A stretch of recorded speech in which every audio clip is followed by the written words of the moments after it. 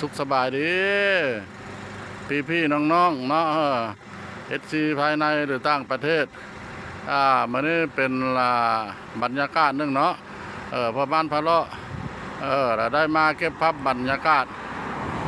ให้ท่านผู้ชมผู้เห็นเนาะอันนี้มันเป็น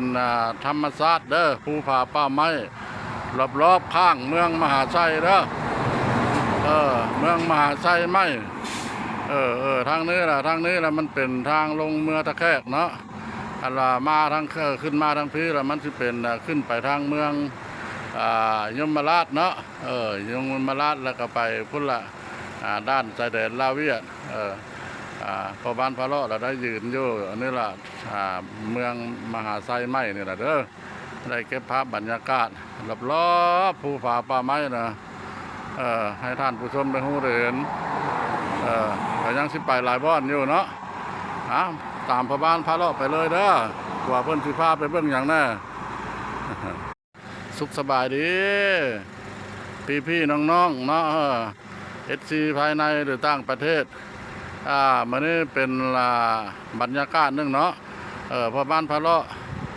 เราได้มาเก็บภาพบรรยากาศให้ท่านผู้ชมผู้เห็นเนาะอันนี้มันเป็น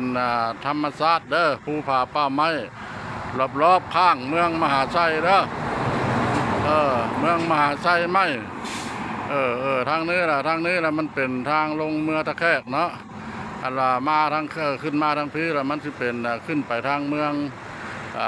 ยมราชเนาะยมราชแล้วก็ไปพุ่นละด้านชายแดนลาวเวียดพอบ้านพะเลาะเราได้ยืนอยู่อันนี้ละเมืองมหาชัยไม้นี่แหละเด้อได้เก็บภาพบรรยากาศรอบภูผาป่าไม้นะให้ท่านผู้ชมได้รู้เห็นก็ยังสิไปหลายบ้านอยู่เนาะตามพอบ้านพะเลาะไปเลยเด้อกว่าเพิ่นสิพาไปเบิ่งอย่างแน่